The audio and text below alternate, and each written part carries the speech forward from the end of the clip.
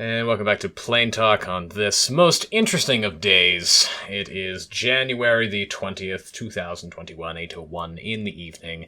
And as of, 10 this morning, President-elect Joe Biden is now President Joseph Robinette Biden. The third, I think. Yeah. Yeah, I think it's the third. I'm not 100% sure on that. I just know that his middle name is Robinette. It's a wild time. I did not know that till today. Yeah, it's Robinette, and I only know that because it's very funny. Because the name Robinette is very funny. Yeah, I was like, that's a name. Yeah, right. It's like, what do you mean Robinette? Like I was expecting a Roger. Right, like a Roger or a Richard. Ralph or a Richard. But Robinette is because et is a diminutive, and so Robinette is the diminutive Robin. Yeah. And Robin in and of itself is already kind of an uncommon masculine name, so it's just Robinette's very funny. You know what? But you wear it, baby. You wear it when you get inaugurated. That's fine. He does. I mean, that's his whole shtick, is just wearing whatever crazy shit happens to him, so... He's like, guys, like how he said today, he's like, guys, I'm going to keep it with you. I'm going to keep it straight with you. If you need to call me out, you go right ahead. I'm like, oh, Joe, I see you. Well, as you can see tonight, I am joined by Sydney, who is currently going by Rogue, not Elvish. I'm really gonna push back on that because there's a better name there, and it's easier to say. It's easier to say. It's on all of her promotional stuff. It's like, come on, guys. It's the name of the character is a rogue.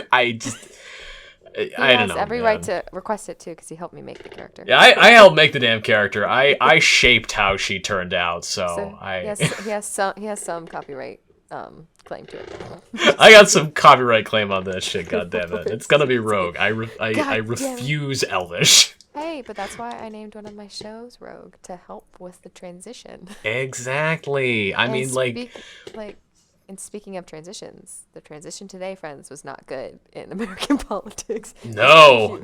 I mean, it was better than I was expecting. I mean, I really was expecting some fucking violent insurrection, and instead it was just kind of a lot of people getting mad on Twitter. No, they just scheduled that a couple weeks too early. Yeah, I guess so. They RSVP'd way too early. I thought it was today. Oh well, I'll just do it now. It's fine. And this is one of those things that I'm just sort of glad that I was wrong about, because I've been sitting on my hands waiting for something else to go horribly wrong, and then it was just, nope, everything's fine, I guess. I'm just gonna go down to Florida, guys. I don't know what you're talking about. The biggest thing out of Twitter world right now, and just that whole group of crazy people who followed the Orange Man, is that they're all really pissed at him for leaving office. That they're for him, baby, he has to. He can't just stay there. It's just the funniest thing about it is that it's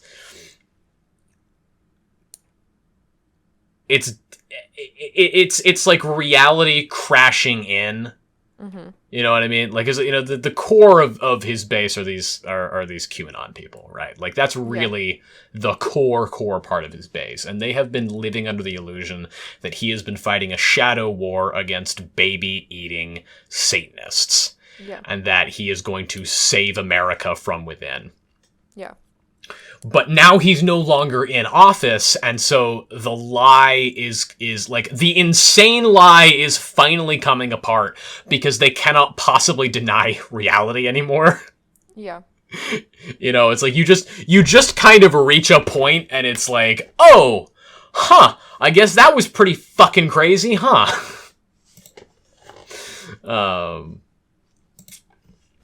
So I'm celebrating a victory lap on that. Now,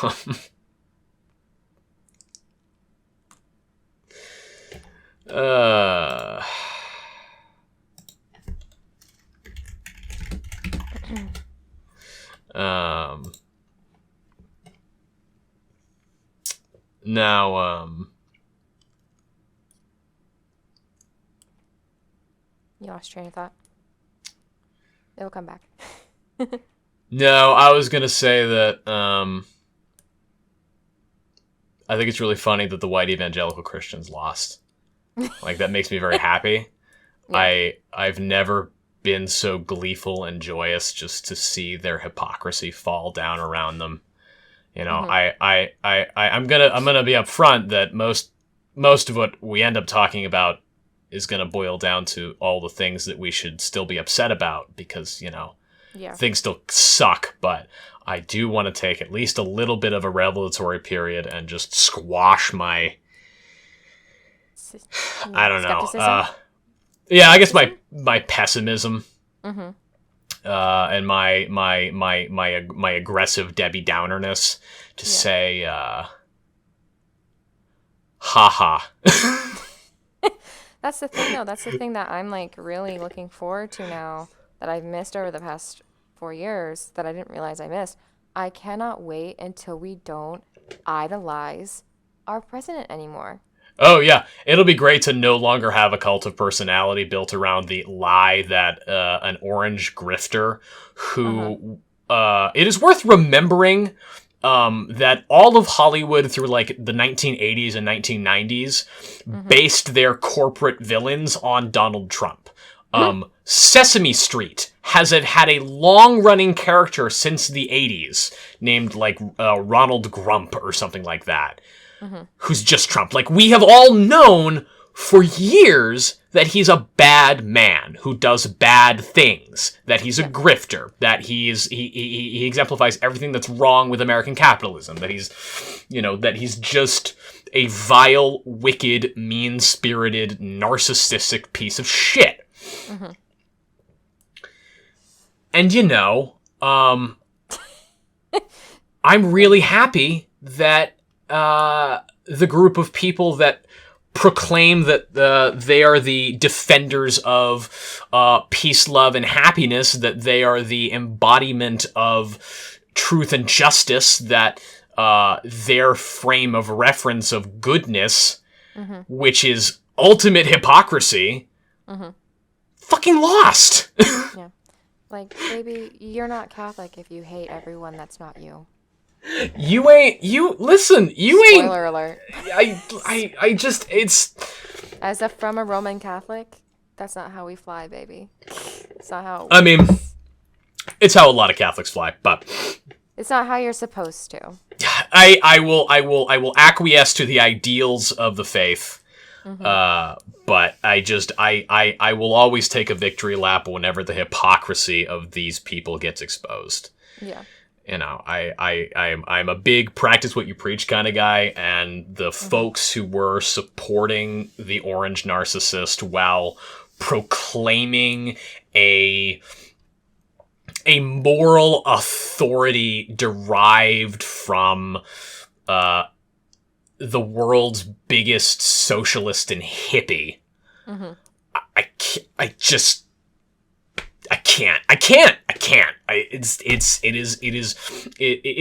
It is cognitive dissonance to the nth degree. Yeah. And In layman's terms, it doesn't make any sense, kids. it don't make no fucking Doesn't make any sense. sense. It Doesn't don't make make any no sense. fucking sense. And Sometimes I gotta translate. This time, doesn't make any sense, kids. That's what he's talking about. It doesn't make any sense. it just brings me so much joy to see them so upset, like watching QAnon collapse the last couple days, and especially like today, like when everybody else was following like the inauguration and all the celebrations around that. Mm-hmm. Excuse me. I've mostly been like just checking up on what's happening in crazy conspiracy land. Mm-hmm. And they are self-destructing. Like it's implosion time. It is so fucking funny. Just go down to Florida, guys. You'll be fine. That's Just where go he to, is. just go to Florida where he's living. But that's the thing, is that like they're taking it out on him. Like there's a lot of rage and retribution. The sneaky little thing that sort of got missed out when a violent insurrection took over the U.S. Capitol 2 weeks ago, is that that little thing. Trump's call to peace afterwards, and then when he didn't concede per se, but he acknowledged he acknowledged Biden's win and he acknowledged his transfer of power. Like that happened like the morning after or something. It was about as good of a concession as we could get from him. And that concession of the election to Biden pissed off so many of those fucking people. And that story kind of got lost because we all got wrapped up in this conversation about, big tech and free speech and shit, and also the violent insurrection in the Capitol. But that little thing that happened. But, like, there has been an active implosion of the core Trump base for the last, 2 weeks. Yeah. And that, funny? maybe it says something about the kind of person that I am, but, while everyone else was deriving joy and comfort from Biden and Kamala and all that shit, I really was just having a field day with how many people were just realizing that their insane bullshit lost. They lost, and there's nothing they can do about it now. Also, those insurrectionists will never be able to vote again. If we invoke the correct articles, yes. They'll never be able to vote again. If we do invoke Section 3 of the 14th Amendment, Section 3, yeah. If we invoke Section 3 of the 14th Amendment, yes. I'm like, baby, you went through all that. And you can't vote now. If you can't vote for him. I will give Trump this. It has educated so many fucking people in the Constitution, and it has given me so many opportunities to educate people in the Constitution how our system of justice works. I don't know that the constant presence in the political landscape is good for people, but I will say that I do believe that awareness of the political landscape and awareness of politics is a healthy thing, So I'm glad for that. I'm taking what I can get. And there was this interesting article. Let me see if I can find it. I didn't have it pulled up because I'm just thinking of it now. There was an article that Vox put out a couple days ago that was let's go through a bunch of stuff that you probably just missed in Trump's presidency, and let's just look at it. And of the 50 things, I gotta say, 5 of them I was okay with. So it's still a failing grade as a president, but I'll give him 5 out of 50. I still find it funny though that I saw a meme today that was what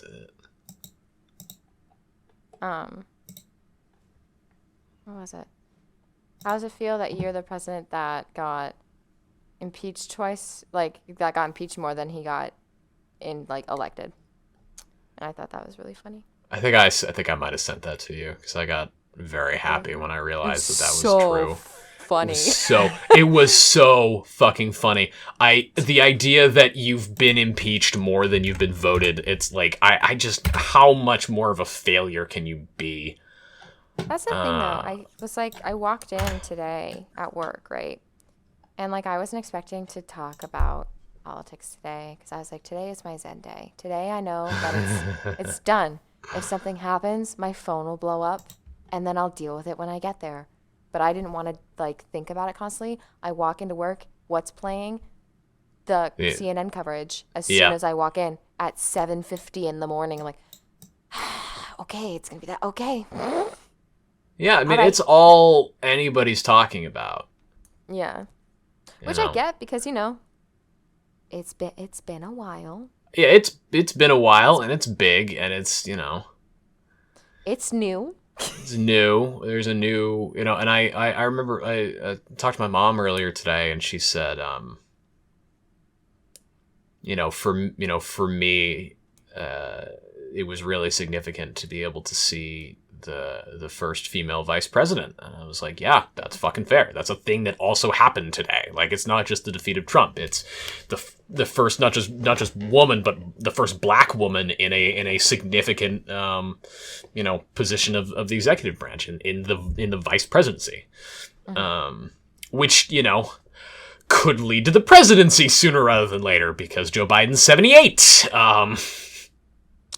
Let us not fucking forget. Period. which makes him the oldest president ever elected to the office. So that's pretty cool. But we're still on the good vibes. We're still enjoying the improvement. We're still reveling in. And because we're not a cult of personality, we will go back to critiquing him, and when he starts actually making decisions, because that's what you're supposed to do with your elected officials. Yeah, I mean, critique, not analyze. My enthusiasm was killed almost immediately today when it was pointed out to me. Like it's sort of it's an unconfirmed report, but the rumor is that the Democrats don't expect to deliver a COVID relief bill till early March. Oh. So geez. that's super cool. It wasn't like we won Georgia on a promise of $2,000 checks and then have now claimed that actually it's a retroactive $1,400 to increase the $600 to $2,000 or anything of that sort. Because that's on the U.S.'s 1 year anniversary of lockdown. Congratulations. Yeah. Jeez. It's great. I'm just I'm ecstatic about it. Yeah, I'm really having see the pessimism's already sinking back in because it's like, hey, it's hard not to. Yeah, it's hard not to remind ourselves that, oh, right, there's still an ongoing pandemic and Washington is still pretty corrupt and, the fascist president still raised a whole bunch of fascism before he left office. So, the fascists are still around. But, it's fine, because who looked great today? Michelle Obama looked great today. Michelle Obama did look great. Michelle Obama looked great. Lady Gaga did a wonderful job today. So did J. We are Brooks. we are a little cult of personality around Michelle Obama. I will say that. She looked amazing. I distinctly remember when everybody fucking hated her because she was trying to make us all eat healthy. Do you remember that shit from when we were kids? Oh, yeah, when, yeah, I do. And I was like, oh, whatever. Take my soda machines out of my schools. How dare you? Right, it's like, take our fucking shit. How dare you? And it's like, oh, God, I wish I had somebody who cared. Yeah, it's like, wait, but it's okay because now we have Dr. Jill Biden. So we do. Who, do you know if she's still going to be teaching? She said she was going to. I hope so. What an icon in the legend. Yeah, I love her. I believe she's going to. She's like, it's no different. But she's going to obviously be more involved with, like, I think her thing will obviously be, like, an education initiative. I mean, my thing is that, like, I just don't, like, I just think the whole position of, the idea of the office of the First Lady, I think is sort of ridiculous. Like, we shouldn't have to expect the spouse to also be the politic, Yeah. Well, that's the thing. Michelle Obama hates politics. Yeah, Michelle Obama hates politics. Like, she really would like to not be involved. Yeah. It would make her very happy to not be involved. I remember when he was out of office, President Obama was like, because I was like, would you have run for a third term if you were allowed? And he went, if that was an option, and I said yes, Michelle would have divorced me. And I'm like, you know what? I buy that, and I respect that. Yeah, she did not want to be a first lady, and because we ask too much of the families and the spouses and of the people who are in power. Yeah. Not that you can't have a very powerful and effective spouse. There are a few notable first ladies who wielded an extreme amount of power during their husbands' terms. Nancy Reagan, Eleanor Roosevelt, Edith Wilson, I think is probably the biggest one because Woodrow Wilson, was functionally dead for the last year of his presidency. Oh, yeah. Because he had, a fucking major stroke, and then they just sort of pretended that he was fine. Because, well, I mean, it made sense at the time. Yeah. But now we've got, rules for that shit. Did anyone ever discuss what Doug's, is? Is he the second man? Second lad? Second gentleman. Second gentleman. I love it. Yeah, because Bill Clinton would have been the first gentleman. Oh, okay. Yeah, because it's just titles of formality. Is lady and gentleman. Because you can't be. I mean, it in theory it really should be first lord, but you can't, have a first lord.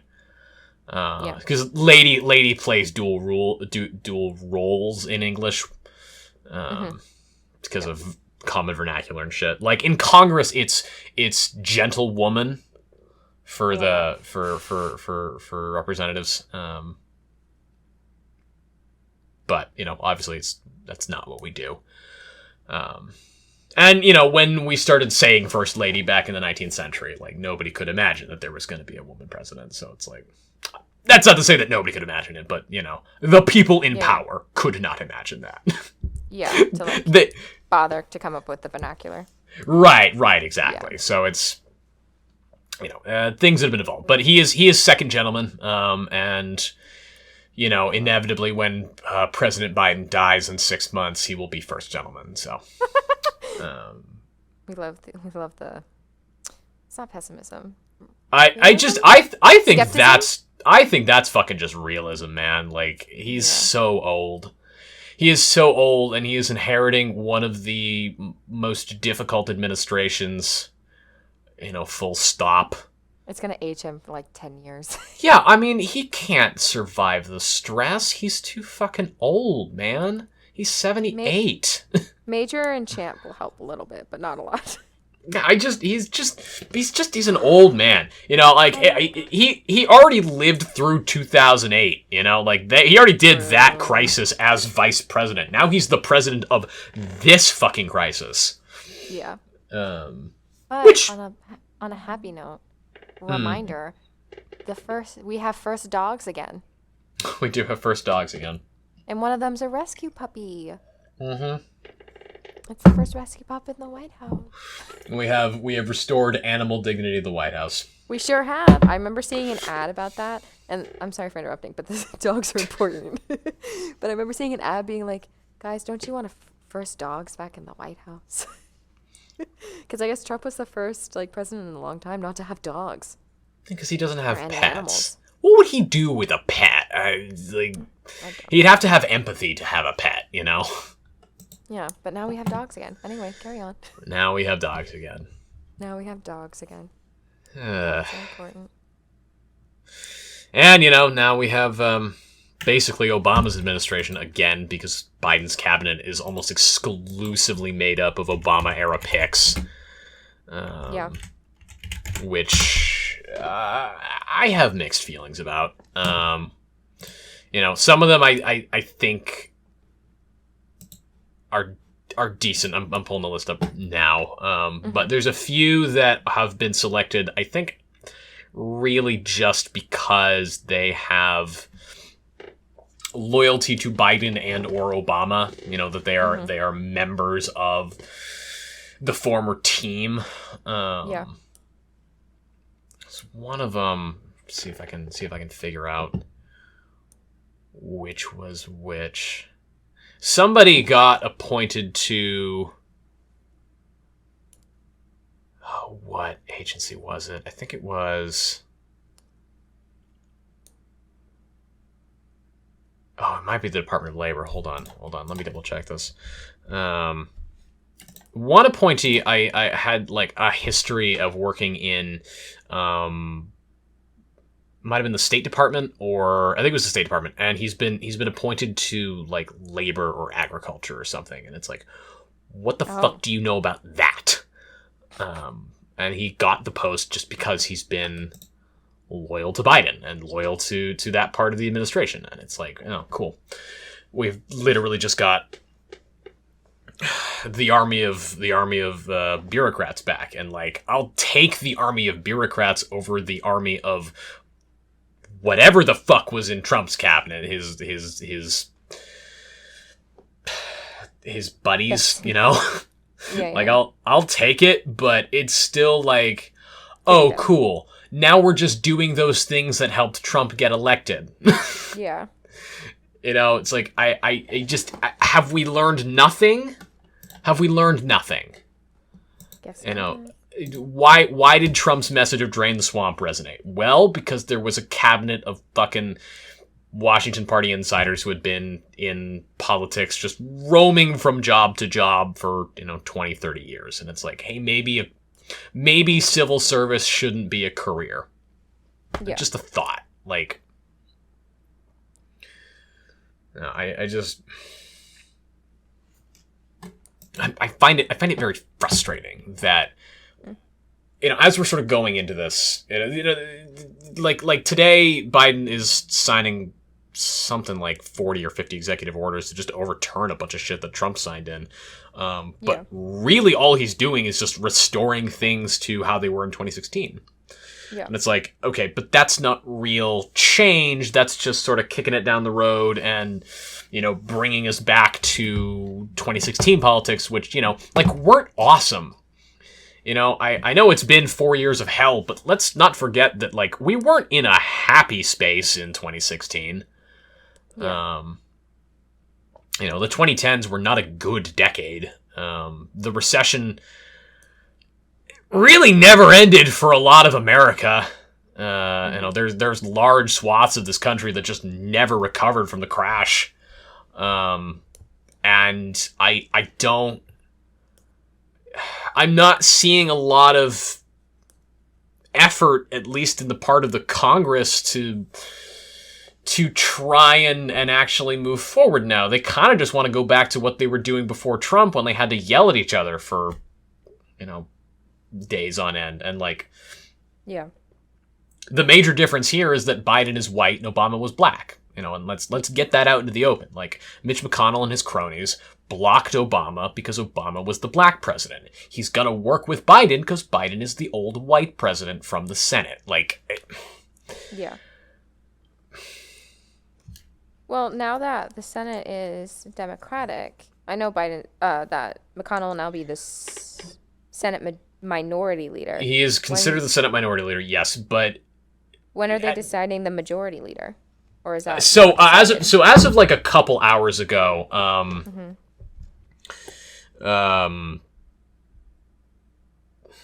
brain is I forget his name. Chuck Schumer. Chuck Schumer has been sworn in as majority leader because the party does technically control the Senate, and majority leader is the one who controls the majority. But it isn't an actual majority, it is a functional plurality because of the funky rules about the vice president. And so McConnell and Schumer have had to hash out this really complicated power sharing agreement. Schumer has the gavel, and having the gavel means that he is able to bring forward Democratic policy, and Mitch McConnell cannot stonewall that policy. However, because they do not have they have a functional rather than actual majority in the Senate, because it's important to remember that the vice president can only vote on ties, then there is still a heavy requirement for Republican buy-in to pass anything effectively without invoking the filibuster or risking the abandonment of the party by one of the more conservative members, most specifically Joe Manchin of West Virginia, who has publicly come out in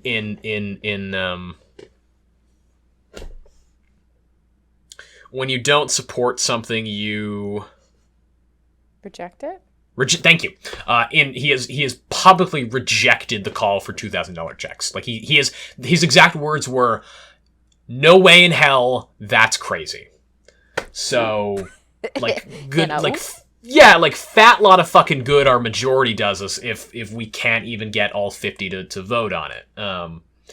And I think we're deluding ourselves if we think that the Republicans who called for the $2,000 checks are all going to jump in on it, because remember that those Republicans were Noah Hawley and Ted Cruz. Josh Hawley is a filmmaker and is a great filmmaker, and you should watch his stuff because it's very entertaining. Or maybe that is... maybe Josh Hawley is hold on. was like, wasn't he the senator? Yeah, no, Josh Hawley is the senator. Noah Hawley is the filmmaker. Don't watch Josh Hawley stuff. Josh Hawley is a fascist. Noah Hawley made... I thought you broke in the Matrix. I'm like, what are you talking I did break the Matrix a little bit. Noah Hawley made the TV show Fargo, which is one of my favorite TV series. He also made the TV show Legion, which is a great X-Men series. So you should watch Noah Hawley's stuff. He's very entertaining. Do not watch Josh Hawley's stuff. He's a fascist. What just happened? And that's called Too Many People Named Hawley, because there shouldn't be more than one person with the last name Hawley in 2016. 2020! 2021! Fuck, I can't even keep the... Oh my god, we're in the Matrix. I guess we're in the Matrix. No. I can't even keep the fucking year straight. Oh no! Guys, if you're hearing this, we're stuck in the code. Send help. We're blasting. Call the phone. Call it. Help. Help. Help us. Pinch me. Oh dear. Everything's fine. Or is it? Oh, just that it was, it's Josh Hawley and Ted Cruz who are the ones who called for $2,000 checks. And remember, they're the fascists who don't really stand by anything they say. Mm-hmm. So, gonna go great, kids. It's gonna be fine. So it's like let's not count on that. It's not really an option for us. Yeah. And it's something that I'm very conscious of because the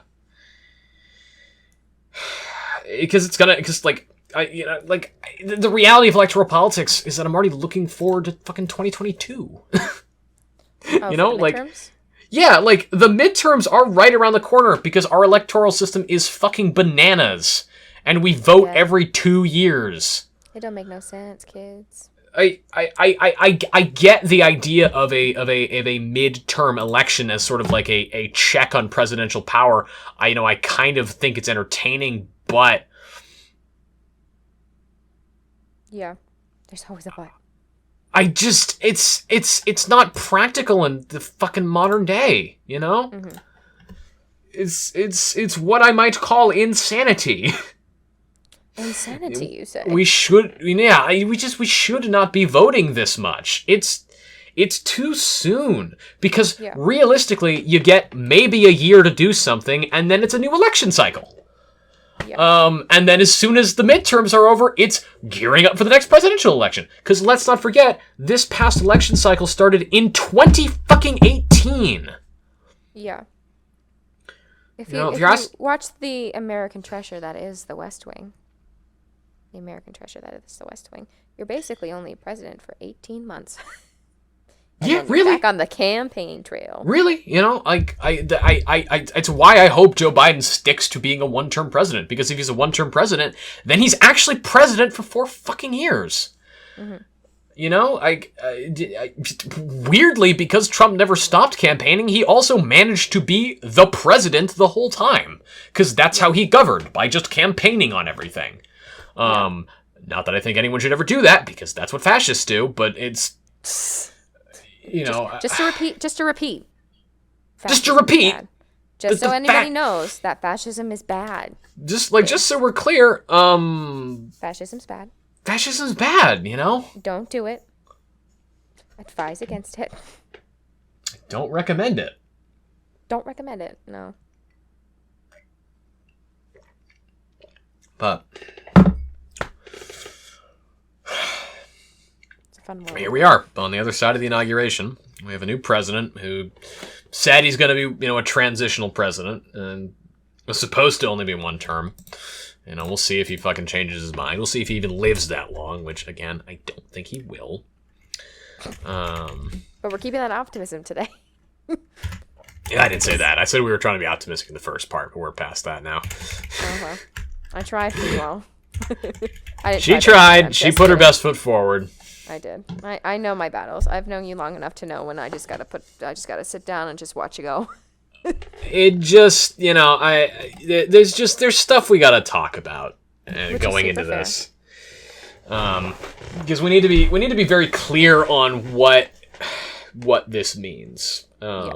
We need to be pressuring our elected officials all day and night to make sure that they actually fucking do something. Because that's what they're there for, is to do that's what stuff that's what they're people. there for. The House majority shrunk. The Senate majority exists by the slimmest of margins, which may disappear in 2022. It is worth remembering that Raphael Warnock, shout out to Georgia's first black senator, who also is a huge progressive, is serving a lame duck term. He was elected to fill a vacated seat. And so that term is going to expire in 2022, and he's going to have to win that election then to continue his status as a senator. And we kind of need Raphael Warnock to keep any kind of majority in the Senate. I like to think that he's capable of winning, but I can't guarantee that the Democratic coalition will still exist 2 years from now if the Democratic Party is incapable of governing. That's the slow death of a political faction, is that they have to be able to actually do something, or else they are perceived as being inept and incapable. And unfortunately, that either means whipping the entire coalition into such a rigid block as to no longer be recognizable as the Democratic Party, which won't happen, or compromising on most of the shit we want to get done, which means that we won't really get anything done. Well, but that's what I mean. Funny. Yeah, it is funny, because that means we don't get anything at all. What do you offer Joe Manchin that gets anything out of him? Fucking, that guy. That guy's one of the most conservative politicians in the Senate. I think he's ranked more conservative than some Republicans. Yeah. Not many. I think it's only Murkowski, Collins, and I think really just them. But still, I mean, being ranked more conservative than the conservative members of Congress, it's what are you why? Why are you here? What is the point of you? But here's the worst part about it. Excuse me. If we want to maintain our majority and ensure that anything at all gets done, because remember, Mitch McConnell is only being kept out of power by, a technicality, we need to cater to him. Yeah. We love American politics. It's great. It's super awesome. And I know people overseas who lament that they don't have a two-party system because they have to deal with coalition governments and minority governments and all that shit. And I'm just you guys don't understand how good you have it. Yeah. The forced coalition means that you guys actually have to work together to get anything done. Our sides don't. Our two-party system means that they have no incentive to ever work together on anything. Yeah. And for anyone who thinks that this partisanship is a new thing, it's not. It just feels that way because Twitter exists. It's just heightened because you're more exposed to it. Yeah, the only time in our history when partisanship really kind of wasn't a thing was when there have been such enormous majorities in social life that the parties were functionally the same party. The New Deal coalition that ruled America from 1932 to 1964, no, when did Lyndon B. Johnson get kicked out of office? 66, I think, was when. No. Yeah, no, maybe 60. Hold on, I'm gonna look it up. But whenever it's from 32 to when Lyndon Johnson lost his party's nomination, and then subsequently the Democrats 68. So. When Johnson left office in 68 and Richard Nixon won and the New Deal coalition collapsed, that was maybe the first that's when we had an end to compromise, because up until that point we were really under a liberal government, and then from Nixon in 68 till HW in 92, we were under a traditional conservative government.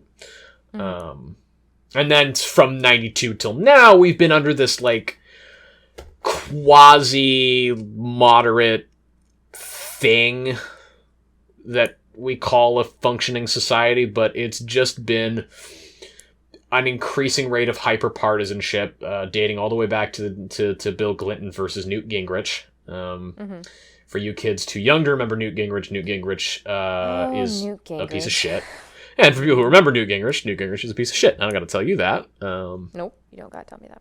He's basically this radical conservative Christian who so fundamentally changed the Republican Party as to make it unrecognizable from its historical self. And when you hear people, usually conservatives, I shouldn't say that because I do know I know plenty of conservatives who are more kind, decent, lovely people. I should say like right-wing people.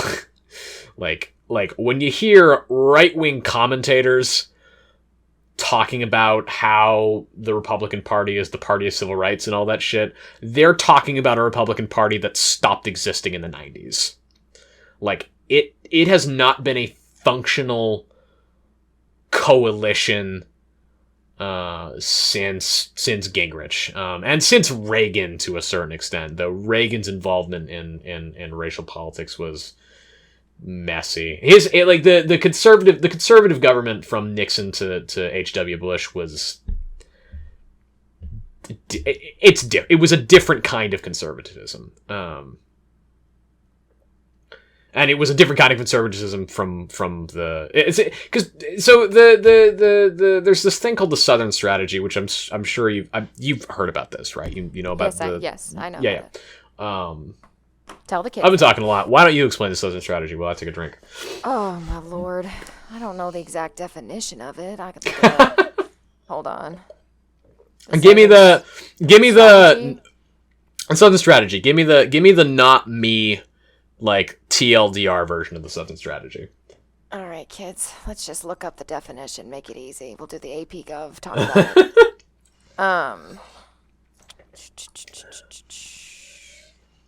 I haven't talked about this since AP Gov. I'm dating myself now. I haven't been in AP Gov for 5 years, kids. Ooh. I know. Longer than that. 6? 8? Yeah, 8, right? Oh, God. Ugh. Yeah, it's because you've been out of... Yeah, so this would be... 8, yeah. Yeah. Okay.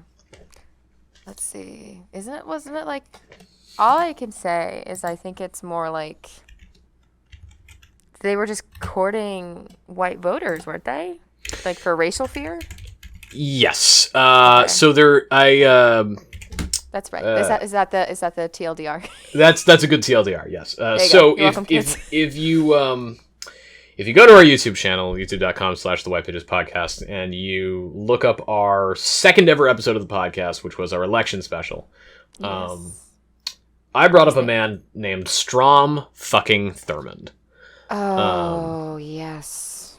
Now, Strom fucking Thurmond was a member of the Democratic Party in the 1930s and 40s. So here's the thing about the Democratic Party and the Republican Party. It is true that historically, the Democrats were the party of the racists and the Republicans were the party of the liberals. But didn't they switch parties? Yes, but that came very late. It is like on the scale of American politics, it is actually a fairly recent phenomenon. So you get this guy named Franklin Delano Roosevelt, and the liberal faction of the American of the Democratic Party, basically just like pretended that, like they just sort of like stopped harping on race issues for a bit and got really focused on class issues. And this attracted a lot of liberal voters, and liberal voters, of course, even back in the 1930s, were also concerned with things such as racial justice as well as class warfare issues. So throughout Roosevelt's presidency, the Democratic Party became the liberal wing of the Democratic Party became stronger and stronger and stronger until it sort of became the dominant faction. Throughout that time period, the liberal wing of the Republican Party was still present, but it was sort of on its way out. It was entering minority. But it stuck around for a while. But because Roosevelt was in office for 13 years. It was 13, yeah. I was like, 13. He was like 3 terms, wasn't he? 4 terms. He served 4 terms. He served 3 full terms, and then he served the first part of his first term. I think it was only a year. So so he serves 13 years as president. And that long governance, and then that governance succeeded by Harry Truman, who shared many of his values, cemented the Democratic Party's position as the champion of workers' rights, the champion of liberal values, which was then continued under Eisenhower. Eisenhower, it's worth remembering, mostly just focused on communists. He wasn't a great supporter of really liberalism or conservatism. He was a general. Like, that was his primary thing. Yeah. And then, of course, we get Kennedy and Lyndon B. Johnson, who were strong supporters of civil rights. Yeah. So all of this is happening. Meanwhile, you get this coalition of the dwindling members of the racist member, and I'm distinguishing this from the conservative membership of the Democratic Party, because we still in the Democratic Party do have a conservative moderate wing. It's still very much alive and active, but the racially charged elements of the Democratic Party that were specifically and avowedly white supremacist became a party known as the Dixiecrats, and the Dixiecrats ran a guy named Strom fucking Thurmond. And Strom Thurmond, after losing the presidency, migrated his party over into the Republican Party, which, as we've established, had an increasingly growing conservative wing and a dwindling liberal wing. And they went to the Republicans because the Republicans were the minority party, and American politics is bipartisan. It's not multi-party, it is bipartisan. And so Strom Thurmond and his band of insane racists... no, Robbie. It's Strom fucking Thurmond. Strom fucking Thurmond and his band of insane racists set about to restructure the Republican Party and sort of cement their side of it firmly in the party which had for about 100 years been the party of civil rights and workers' rights. Yeah. So then you get a guy named Richard Nixon. Oh, yeah. And Nixon and Strom fucking Thurmond and a handful of others kind of got together and... I'm trying to think of the right... I was going to say promoted, but that's the wrong way of phrasing that. They... Highlighted? Yes, thank you. They highlighted the areas of the country which felt very deeply about racism. And, when I say felt very deeply about racism, I mean we're very racist. And they courted those voters.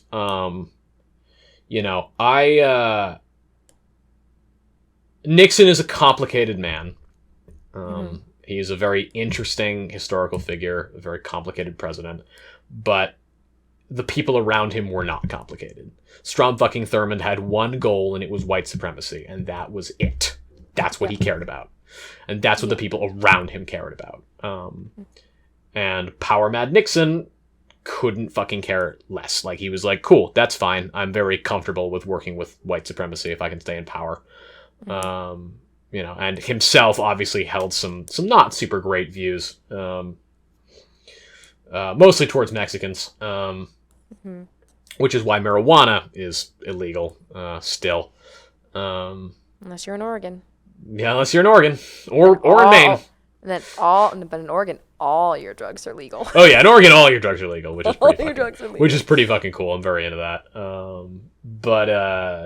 Yeah. So the this coalition that emerges in opposition to the liberal dominance of the Democratic Party courts the racially charged hard right elements that were previously members of the Democratic Party, but left the party because the party changed its attitudes because of, as we have established, Johnson and Kennedy and Roosevelt and Truman. And so they courted these voters throughout Kennedy's and Johnson's tenures. And especially by the time of Johnson, they had built an effective coalition whose primary focus was just segregation and white supremacy. And they continued that focus through Nixon's term, through Ford, through Jimmy Carter. It broke on Jimmy Carter because Jimmy Carter, it is worth remembering, is from the South. Yeah. I think he's Missouri. He was the governor of Missouri. I'm gonna double check that. And Carter. Yeah, and so Jimmy Carter was able to appeal to a. Oh no, he's governor of Georgia. Yeah. He was able to appeal to a different element of segregationist politics by not being a segregationist. It also helped that there was a major recession in Ford's lame duck presidency, and that coupled with Jimmy Carter's Georgian comfort, Christian values were able to swing over some voters and sort of upset that coalition for just long enough for them to realize, oh, in addition to courting all the racists, we should also court all the Christians. Yeah. Which is how you get Reagan. Reagan. And that alliance between seriously fundamentalist Christian groups, predominantly the evangelicals, almost exclusively the evangelicals and other fundamentalist organizations, and the white supremacists who never went away, ultimately led to the creation of the Gingrich coalition. Yeah. And Newt Gingrich took this coalition and he made what were factions of the Republican Party the dominant force of the Republican Party in the 90s. Yeah. And that continues to this day. Like, that's what we contend with on a daily basis. That is the base that is sort of the core of Trump's base that got whipped back up. Those are the people who stormed the Capitol. Like, that's not up for discussion. Yeah, it's not like this. There's no debating around this. This is just historical fact. Mr. Ben Shapiro, who pretends the Southern strategy doesn't exist, would say that facts don't care about your feelings. And Ben, I gotta say, facts don't fucking care about your feelings, man. Benjamin. Like this is just how it works. This is a matter of historical record. We have members of this coalition on record stating that this was their intention, that this is what they tried to do. As the kids would say, we have the receipts. Yeah, we have the receipts. We have the receipts. And you can see the evidence of this by everything that Trump stirred up. And this white supremacist evangelical faction that has made our politics so fucking miserable for the last 30 years really got to have its day in the sun under Trump. Yeah. And we need to be conscious of the fact that as we're moving forward, they haven't gone away. They've been around since the 20s and the 30s. Yeah. And if you really want to be fair about it, they're the inheritors of the goddamn Confederates. I mean, they fly Confederate flags. Yeah. You know, they are avowedly segregationist, racist, reductionist, and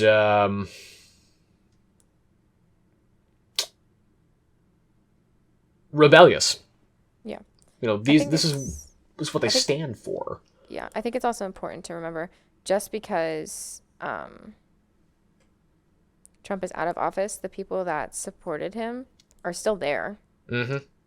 So I think like that's important to remember. Like you shouldn't be complicit in and like just be like, oh well, now I don't have to care anymore because the reality show's over. The season finale happened. I don't have to care. You still have to care. And like I guess that's what I'm so pessimistic about is that like. Cool, bad orange man is gone, but his people are still here, and like, yeah, they seem to be mostly abandoning him, and like they've lost their leader. But how long until someone like like a Josh Hawley or like a Ted Cruz strolls back up and says, "Hey, I'll take over your movement." Yeah. You know, how long till that happens?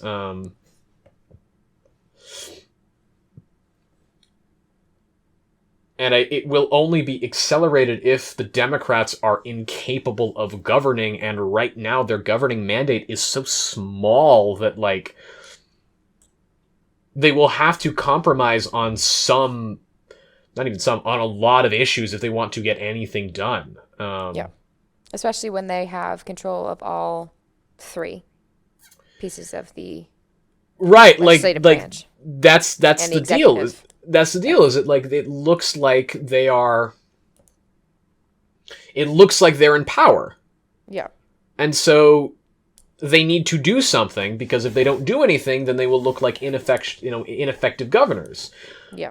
But they are limited by what they can do because their governing mandate is so narrow that they must appeal to the most conservative factions of their party.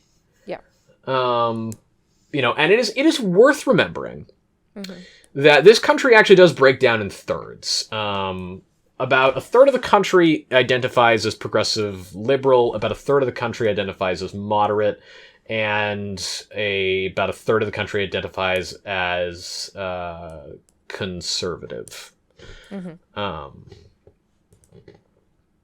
And so you can read this as, 2/3 of this country are moderate liberal, but you can also read that as 2/3 of this country are conservative moderate. Yeah. And when it comes to this Congress, that's what we need to think of this as.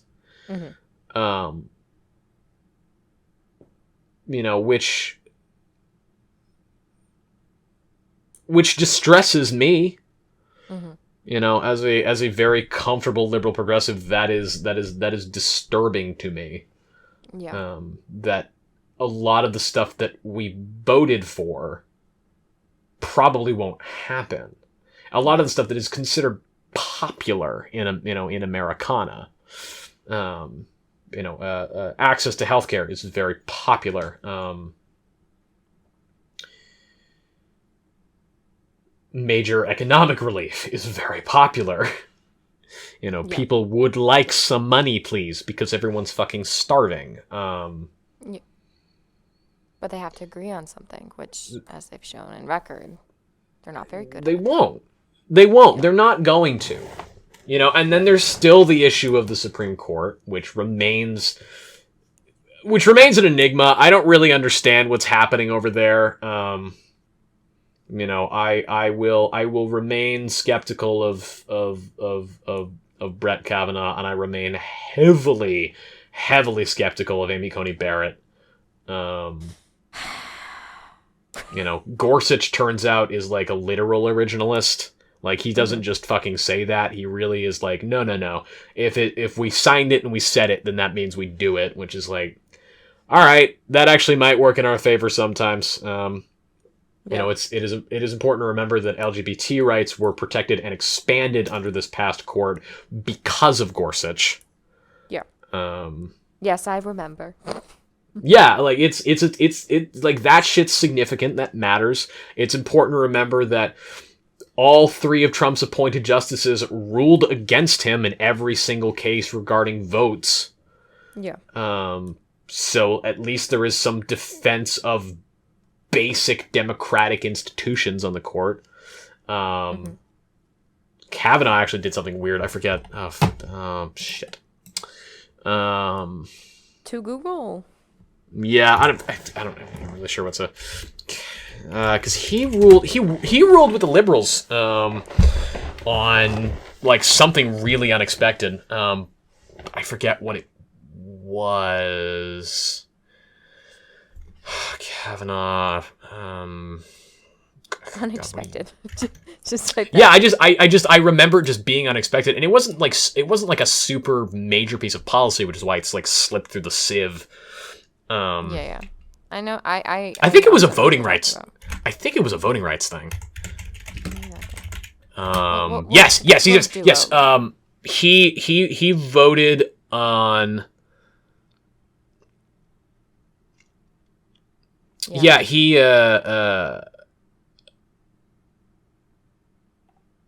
voted to support expanding ballot access in Pennsylvania, I think.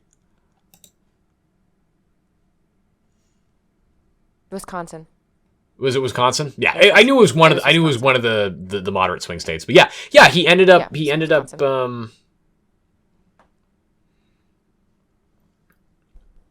Yeah, I remember that. I remember that now. Yeah, like it was a weird. And also another thing that people have been pointing out is like all these judges, like federal judges in the states that were like, no, like we're probably like we're also appointed during this administration. Yep. And they were like, no, these are valid. Like I don't know what you're talking about. There is so that gives me some hope. Yeah, like there are questions around the judiciary right now. It was, Mitch McConnell accepted Trump's existence so that he could put a bunch of conservative justices on all of the benches. Like that was his plain objective. That's what he did. And that will have an effect on American politics moving forward. But there is still apparently a hefty amount of judicial integrity. So, I don't really know what that's going to look like.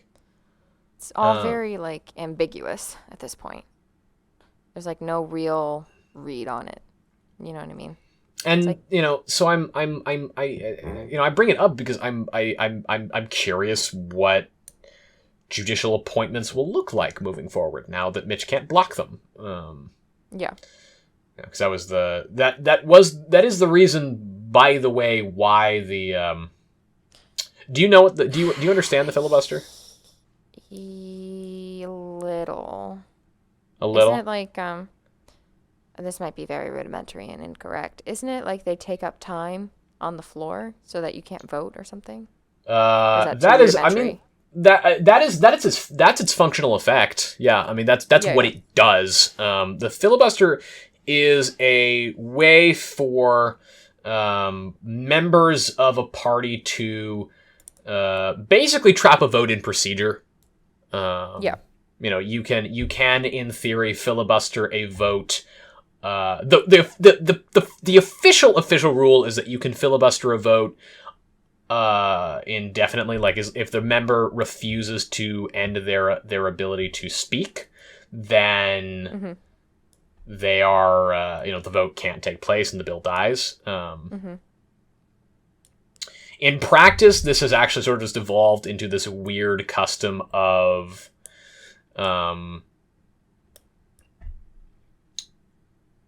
parties invoking the filibuster without actually standing there and talking for 36 hours. Although Ted Cruz did a couple years ago. Like he actually he read Green Eggs and Ham at one point. It's on YouTube somewhere. It's very funny and very weird. Over what? I think it was a judicial appointment. I think that's what he was filibustering. I don't totally remember what it was, but I'm pretty sure that it was a judicial appointment. But you could defeat the filibuster with a 60 vote plus supermajority. Oh, gotcha. And so in 2013, or 2014. It's 2014 because the election happened later that year. So in 2014, President Obama was attempting to confirm some justices to the local benches, and Mitch McConnell was blocking those justices by the use of the filibuster. And so Harry Reid invoked what was known as the nuclear option, and the nuclear option changed the Senate rules. And to let you all in on this fun secret, you can change a Senate rule with a simple majority, and the Democrats controlled the Senate, to eliminate the filibuster for judicial for lower bench judicial appointments. And this eventually meant that, as far as Mitch McConnell was concerned, he could invoke the nuclear option for anything. And so the filibuster has gradually been, and it was first invoked in 2006, I think, in relation to, I forget. I was very young when it happened, so I wasn't like aware of it. It's just a thing I know from history. It was first invoked. I can't remember. I can't remember. I can't remember now. But basically what that means is that Mitch McConnell decided it was open season on eliminating the filibuster, and so he wiped it out for Supreme Court appointees, which is what has allowed them to appoint so many goddamn justices to the bench. And, the filibuster has been whittled down steadily.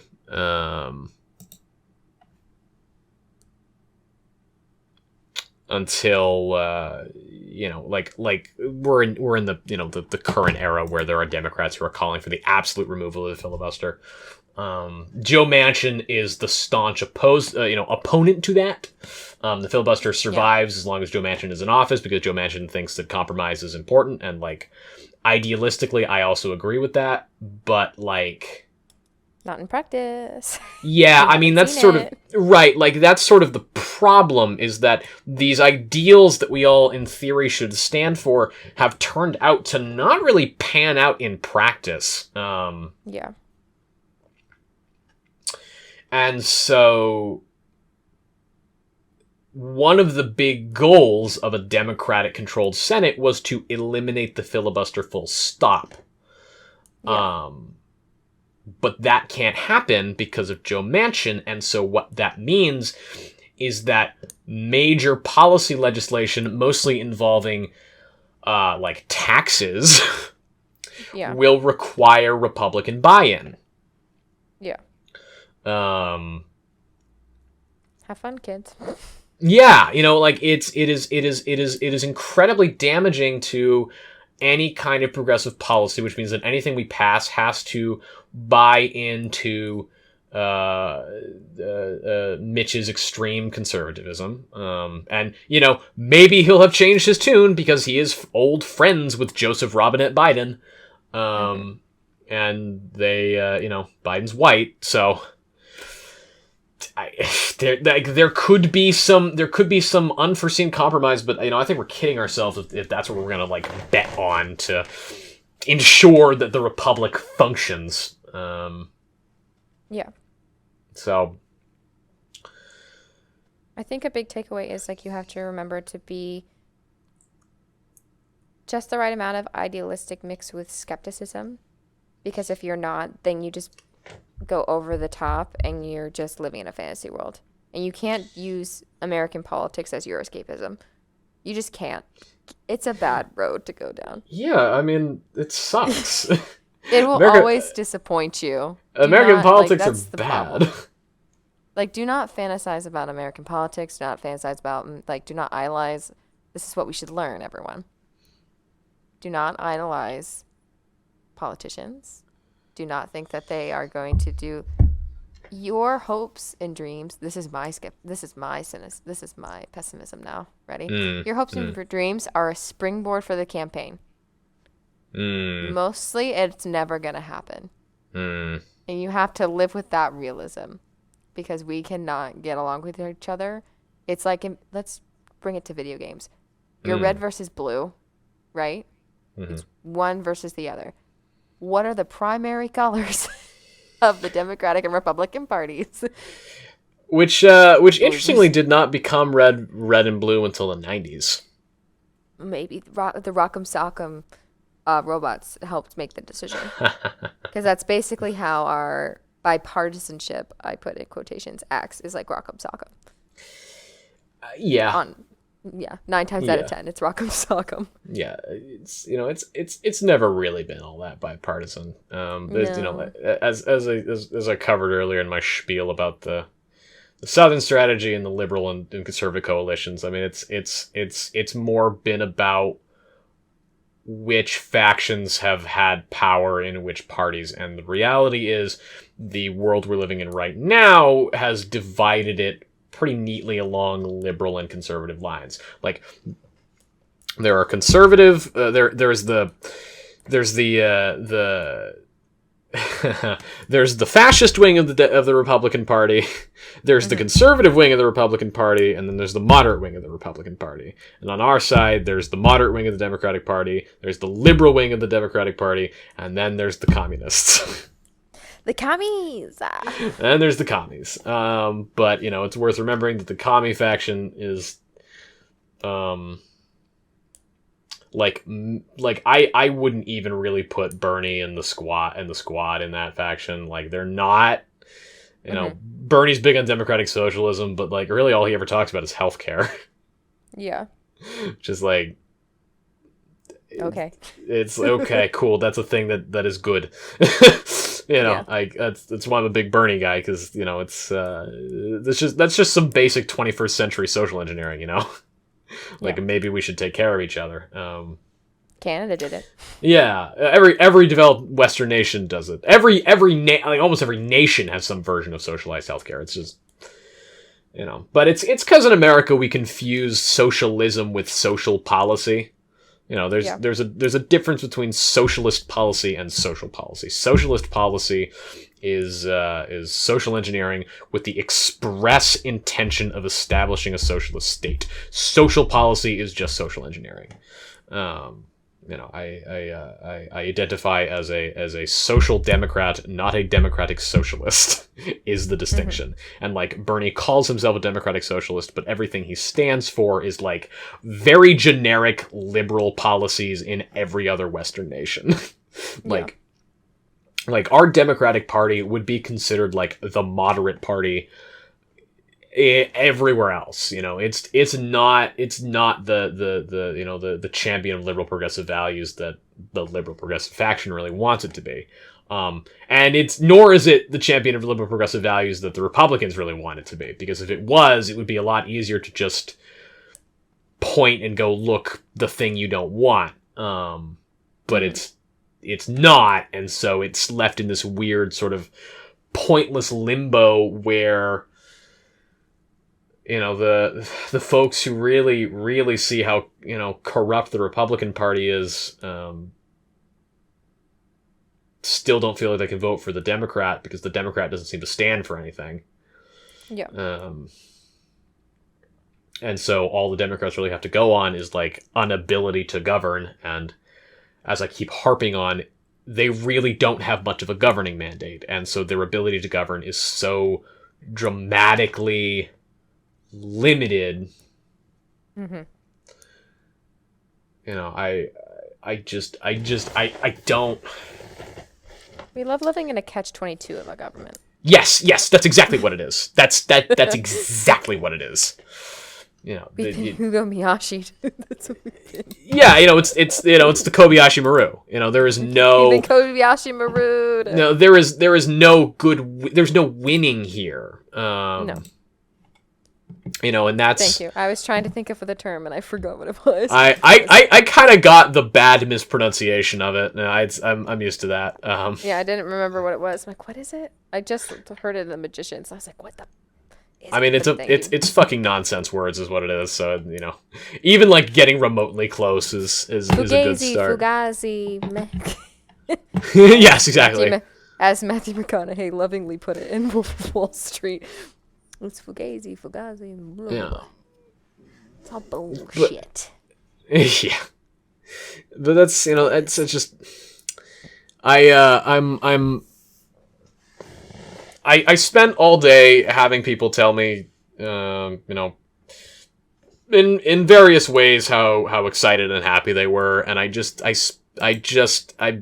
been so like, yeah, but, and I've been really, really trying to keep the yeah, but in today, because I know it's a big day for a lot of people, and this is a really big day, Yeah.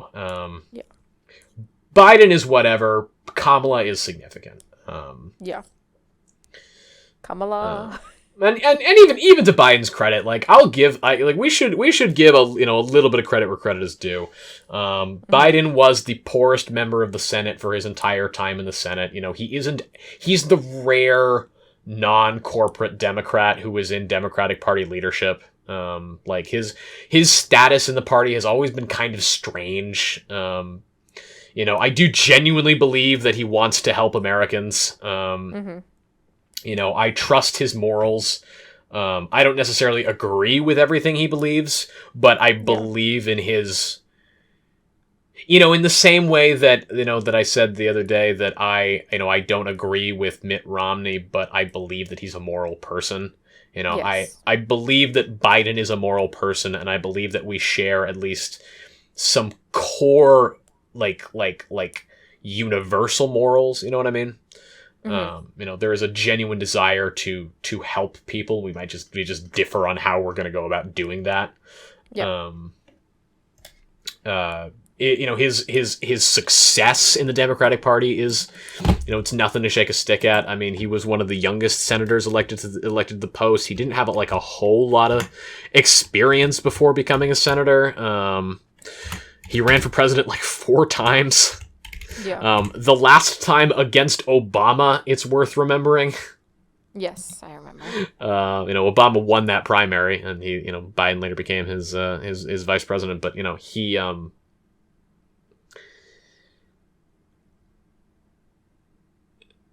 he was he has been a force in American and democratic politics, and he has been. He has been a complicated force in American politics, but I'm not. I didn't vote for the Biden-Harris ticket going like, ugh. Like, I voted for Clinton going like, ugh. Yeah. I voted for Biden-Harris being like, here's a guy I think will make a decent president for the 6 months he's alive, and here's a vice president who I think is a good leader.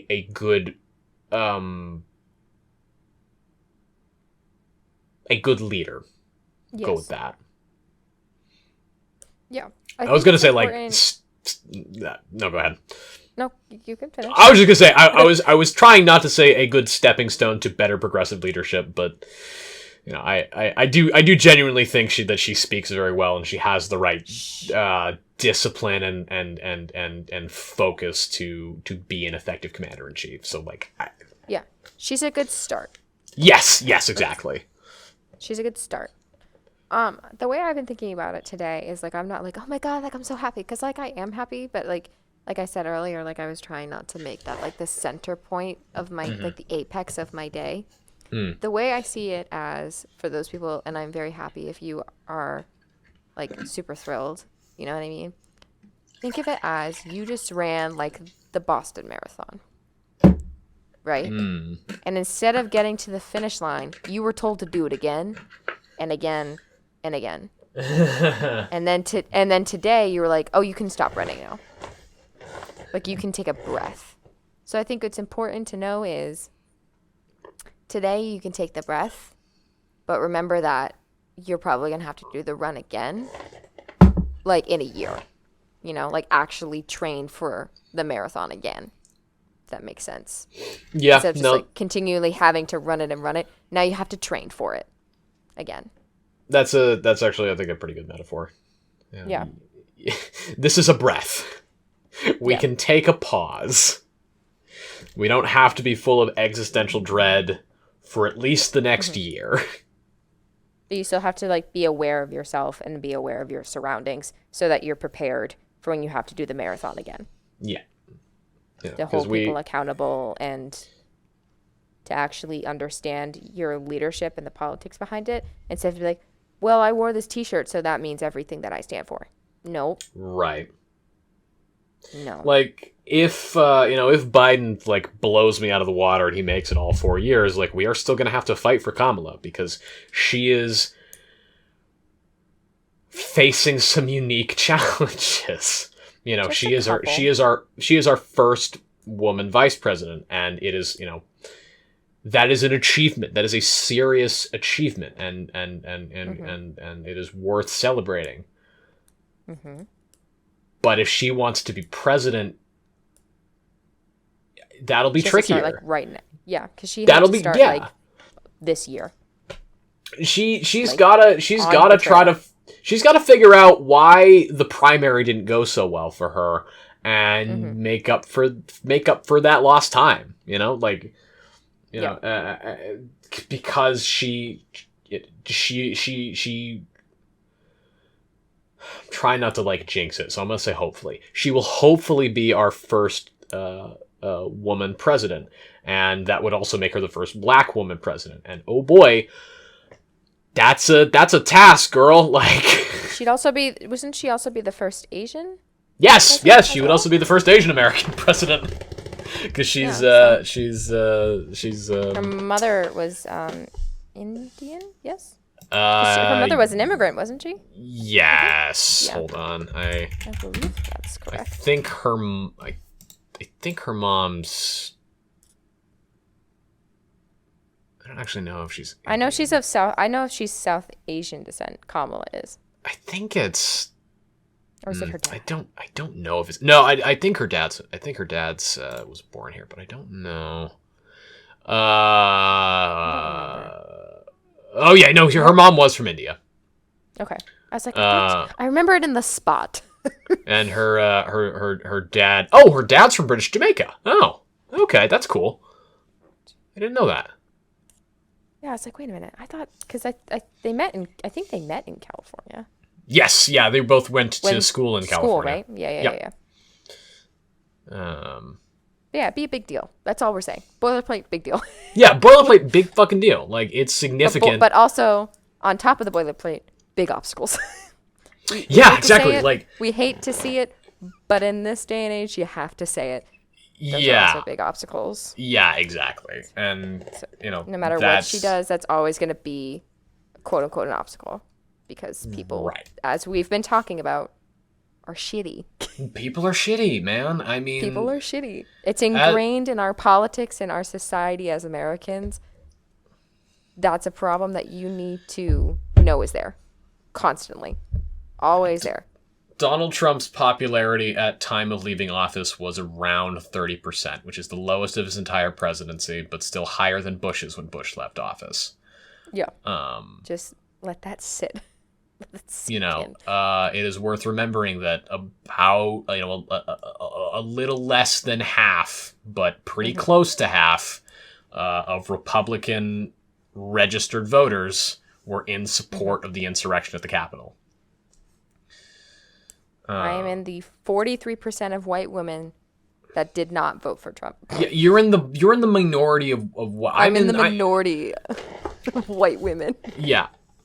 I'm in the minority of white men. So it's a problem. Thank you, black women, for voting. Just period. And let's be clear on that. Like, we don't really count under those normal demographics either. Like, there are other like bullet points that intersect that explain what those groups are. We Like we get to hang out in a different sector of that area. So it's like it's Mm-hmm. it's complicated. Intersectionality is a fun time, kids. Intersectionality is a really fun time because it's not just about understanding, systems of One oppression, thing. but also about understanding systems of advantage. Yep. Note your Um, privilege. Just I note also it. I would like to whenever I do these politics episodes, I'd like to start a new movement. I think we should Mm-hmm. change the word privilege to advantage. Because I Hmm. think privilege is not a very effective word for communicating the concept that it attempts to communicate. Because I can see that. a privilege is a thing which can be granted or revoked. An advantage is something inherent. Yeah, that makes sense.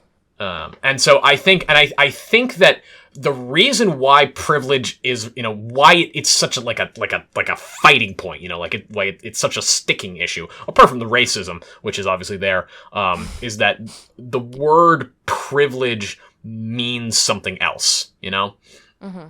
Yeah. and I think that's tripping people up, and I think that's making it harder to have the serious, important conversation about the advantage that cis straight white Americans have in this country. Because saying it's a privilege makes it sort of feel like it's a thing that's been given to them, and as Mm-hmm. far as most of them are concerned, they weren't given anything, and they weren't. Nobody was given that. You inherited it. It's an advantage. Mm-hmm. So I'm officially starting the white advantage movement, the cis white male advantage instead of cis white male privilege. Because I Now, for just anyone if anyone's listening to the VOD and you zoned out, he's talking about making white privilege be now called white advantage. I just think He's not saying that I he wants to start a white advantage movement. I just want to make that perfectly I'm clear. not starting a movement to increase the I think that, to restate my point, I think that privilege is a bad word to use when describing the phenomenon. I think that's just the wrong word. I know I'm joking about a very serious thing because I agree that we should change the wording. I'm just saying that we both know someone that would just zone out completely, Oh and no. that's the key moment that they No, you're would come super back right. in. You're super right. Like They'd be like, hello? yeah, What am I listening to? I'm sorry. What are you trying to advance now? What are you trying to do? This What went are for you a promoting? I thought we were talking about racism, and then all of a sudden it just went, I'm going to start a white advantage movement. It's like, Hey man, hello? I've had some interesting conversations with people where you suddenly discovered that they have like a really Colorful? nasty opinion. Oh, there you go. Yeah. You suddenly discovered that they're like a raging racist. Yeah, you're like, oh, we're having two different color. Oh. Yeah, it just like, and it turns on a dime when that happens. Like, it just Yeah. suddenly, it's like, oh, all those points that I thought I was agreeing with. Oh, I just didn't Oh. understand. Oh I didn't understand no. I didn't understand what context you were going with. Oh no. We're in Yeah, the different yeah. different ballpark, different. But yeah, I'm just saying we're talking about changing the vernacular. I think that I think that the vernacular syntax. should be advantage. The syntax. Yeah, the syntax. We're adding something new to the lexicon, everyone. The We got lexicon is changing. It's It is going to be advantage rather than privilege. Yeah, we're not talking about starting anything. Yeah. Just some word changes. That's it. I was having a conversation the other night with an acquaintance, not a friend, but an acquaintance. There's a few of us, and he likes to do this thing where he'll play devil's advocate. Oh no. But he Oh, no. won't. Like, it's his natural inclination to like to do that, and I get it. Uh-huh. But sometimes it can be very unclear if it's his actual opinion or he's just like doing it again. Under the guise of being the naysayer. Yeah, exactly. Yeah. And he inadvertently argued in favor of the white genocide conspiracy theory. Oh no. Like, he just like he was like, there's a difference. He was like, some people would say that there's a difference between xenophobia and not wanting your your country to have its major ethnic groups change. And I was like, dude, that's literally the definition of xenophobia. Yeah. That's just xenophobia. I don't, like... I don't understand. Like, what do you mean? That's just what that is. For anyone who doesn't know us in real life, you know that me and Robbie don't understand when someone's like having conversation with us and then they take a whole left turn. We're like, what do you mean? Yeah. Like, what do That's you when you know mean? that we're hitting the abort button. We're out. We're like, okay, I'm gone. I gotta go. You've said something to us that is so absolutely background crazy we cannot possibly process it. Yeah, I would say we're both pretty smart people. Maybe different levels of smart, but we're pretty smart people. Mm-hmm. But if you hear us go, what do you mean? That's a gone. We're done. We're out. You've reached 0% on the 100% battery level with us. You said something so goddamn ridiculous. I can't even, like, I will attempt to construct an argument against it, but it's a lost cause. It's a fighting battle. When the words start trickling and they're like, done. Frozen brain. Yeah, I'm so it's sorry. just That's a yikes. That's a yikes. that's a yikes for me, dog. Yeah, I'm glad you changed it from acquaintance. I heard you start to say and you're like, no, acquaintance. I can't associate that with the story I'm about to tell her. He's not like we're friendly, you know, but we're not friends.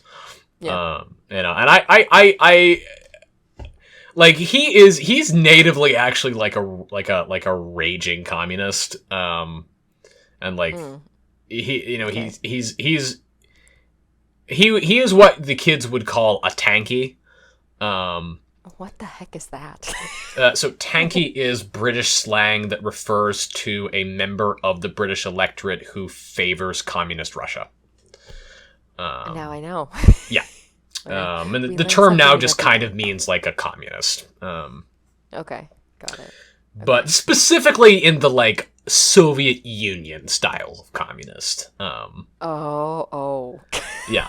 Oh no. Interesting thing, the tankies and the Maoists really hate each other. Like if you're like a Communist Party of China communist, you hate the tankies and vice versa. Why does communism also have to be complicated? Because it's a complicated series of social policies that like really only exist in philosophy. You know, that's the thing about communist regimes is that they're all basically the same regime. You know, it's just some iteration of Stalinism, Leninism, Trotskyism. It's just that over and over and over again. Yeah.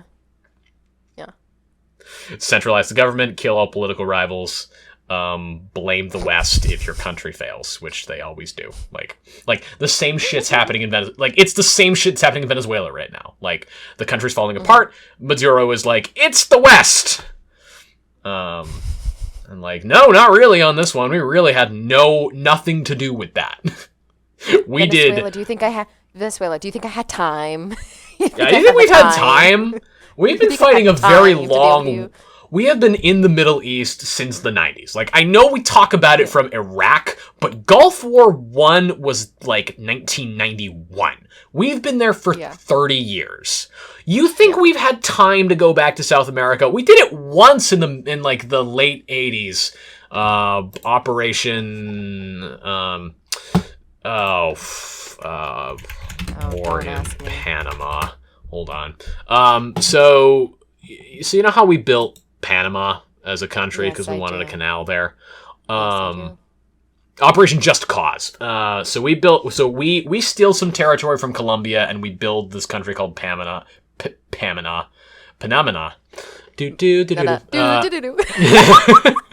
we make Panama.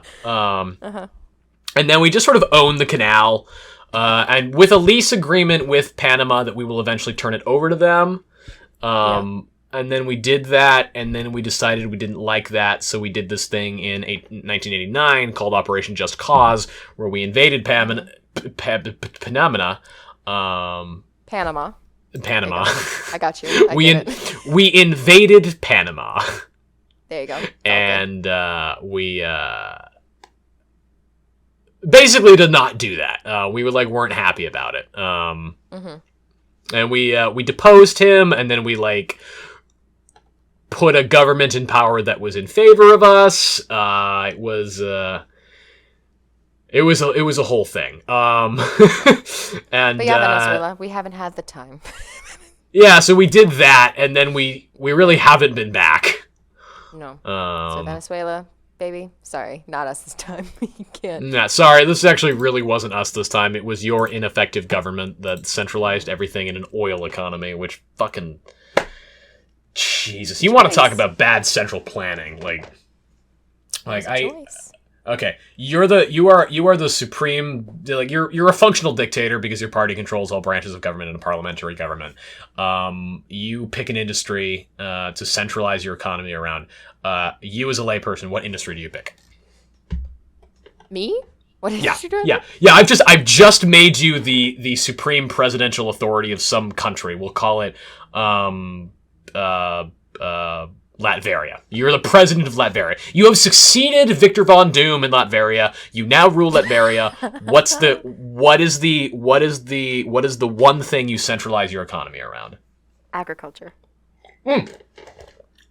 You're a fucking layperson, and like that's just a better option. That's a really obvious option. Agriculture, a thing that is at least semi-sustainable, has general market share value, has a consistent cost-benefit reward for your country, and isn't dependent on a finite resource.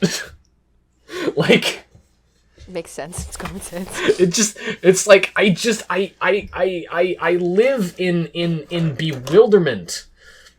Mm-hmm. At what happened in Venezuela.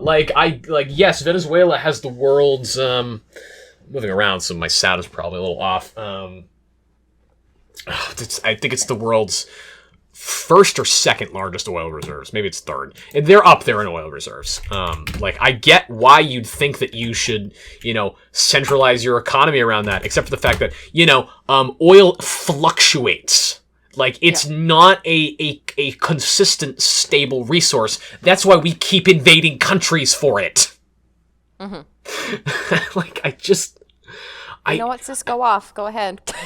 It blows my mind. Venezuela, number one oil reserves in the entire world. And they can't fucking give their oil away right now. Yeah. It's the Saudis, another country that's, centralized a large part of their economy around oil.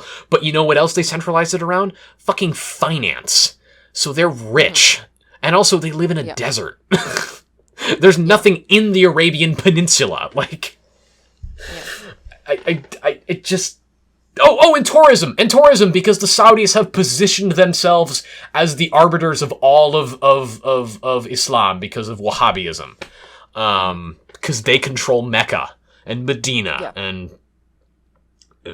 we're gonna do it. There's gonna be an episode later on Plain Talk where Matt and I talk about religion, and no. Oh boy, that's we're just gonna talk about the philosophy of religion, but we'll get into some of the history of it, and it'll be it'll be fun. I love talking about that shit, but Wahhabism is just such a destructive ideology. Mm-hmm. It's the shit. I mean, it's the shit that's created the radical Islamism in of like the Taliban or Al Qaeda or ISIL. Mm-hmm.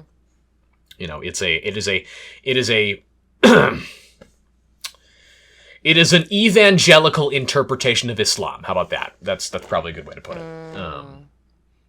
It subscribes to the most literal and fundamentalist reading of the Quran and the Hadith, and focuses on a level of hyper-militarism and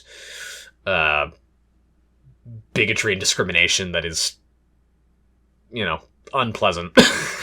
Really vile shit. But because the Saudis control two of the most major holy sites in the entire faith, they can kind of dictate that shit, which is how they've been exporting it, around the Islamic world. It's worth remembering. I guess now we're on this, but it's worth remembering that. Actually, it's worth talking about this because it's Wahhabism that we've been fighting. Like. Mm-hmm. George W. Bush, noted war criminal and general moron, in his speech Fabulous declaring, painter, though. yeah, fabulous painter. Fabulous painter. Fabulous painter. In his speech declaring war on Iraq and the war on terror, he stated that we are not fighting a war with Islam. We are fighting, we are fighting a war with terrorists. And that note has really kind of just gone by the wayside. Because we've been fighting Wahhabism, and we've just decided that we've begun to associate Wahhabism with all of Islam. Despite the fact it's worth noting that the Saudis are our best fucking allies over there, and they're the ones literally exporting this shit. So, cool, great, real smart tactical moves, United States. Let's support the most fundamentalist interpretation of a faith that is driving it to extremes. It's like supporting evangelicalism, right? Like it's like supporting really fundamentalist radical interpretations of Christianity that lead to things like the KKK. Fun fact about the KKK is a religious organization. You know why they burn crosses? No, but I'm sure you're going to tell me. Oh, you seem so enthralled. I'm so enthralled, but yep, that's me. I love hearing about the KKK. Yep. Well, the KKK burn crosses because it's a religious ceremony. They are in their own cleansing the area or something. No, the fire is cleansing. No, it is interpreted as that because that seems like the very obvious racist thing.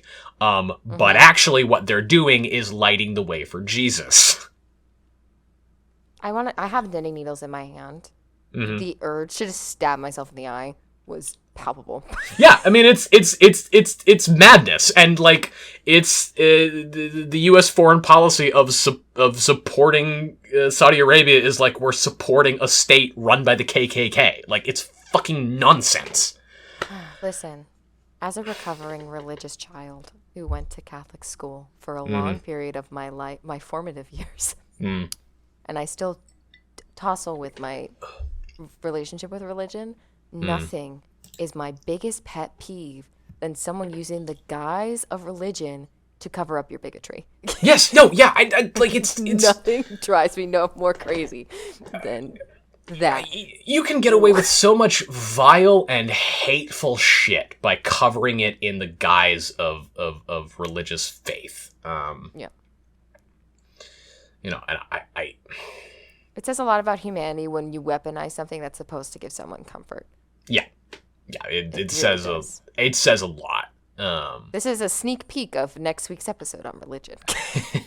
Actually, next week I think we're talking about. Are we talking about next week? I don't think the religious episode is next week, but I went for the bit, so it's fine. It might actually. It might be next week. But kids. I'm obviously very passionate about this thing because I'm a big, proponent of human rights, which I feel like should be a no fucking brainer. And basic level. Oh, actually, we're talking about we are talking about religion next week. I'm a psychic. Well done. I am. You're welcome. It's not a bit anymore. It's actually a preview, but not with me, with Matt. I'm very conscious of the impact that faith can have on people's lives, and faith can have a very positive impact. But it can also have a very negative impact. And that's how we bring it back to the actual topic of tonight, of the difference between these administrations. But that's exactly, that's the deal, is that, the faith has been weaponized and radicalized by the Trump administration, and it's really no different than the House of Saud weaponizing Islam in the Middle East, except here it's Christianity. Like, it's the same thing, and it's despicable. It's despicable and evil. Yeah, it's performative at best. Yeah, That's what it is. it's performative at best. I mean, seeing fucking Donald Trump getting up there for that. Remember during the BLM protests when he like used riot When he squads held to the clear people? Bible Yeah, upside down. yeah, for the fucking photo op. Upside Like it's down. like this piece of shit is never he's never looked at the damn thing twice. You know, I'm not a religious person, but I've studied it pretty extensively. And I just I It's a have no for enough me, dog. Yeah. deference to the thing to at least know to hold it upright. Like it's just Yeah. it boggles the mind. It infuriates the senses. It drives me crazy. I just I hate it. It's infuriating, and it's not over because this radical faction, while they have lost their current leader, they have shown that they are very capable of organizing and bringing themselves together. Yeah. And I called this episode The New Old America, and that's because we're really just resetting to 2016. We bought ourselves a do-over. Let's make sure we do it right this time. And I'm looking at this incoming administration and looking at its plans and being like, man, I don't know. I don't know if you've got the balls, and I don't know if you've got the votes. And That's why you have to remember that this is the breath before you keep training. Yeah. You're not done. You're not done running. We're not done here yet. We got through this battle, but the the war is far from over. And as uncomfortable as it is, I think war is pretty apt because all of this is ultimately just an extension of the fact that the Civil War did not end on very good terms, and Reconstruction failed. Yep. I had Lindsey Graham got up in the Senate during the night of the riots, and he said something about the stain and the scourge of failed Reconstruction on his state. I was like, Jesus Christ, dude. I can you be more obvious, you little fucking toad? There's a reason why they're waving Confederate flags. Yeah. They're demoralized and they've lost a sense of organization, but we're not done here. And if we don't take bold steps to stake out a claim and a position and decide who we are and what we want to be, then I don't know that we've learned anything from Trump. And if we didn't learn anything from Trump, then what the fuck was the point of Trump? Yeah. So, on this Joe Biden's inauguration day, I say, welcome back, America. Good fucking luck. Yeah, good luck, America. Jesus. Yeah. We'll be running with you, but good luck out there. Good luck out there. Thank you guys so much for tuning in to this episode of Plain Talk. This show airs every Wednesday night at 8 p.m.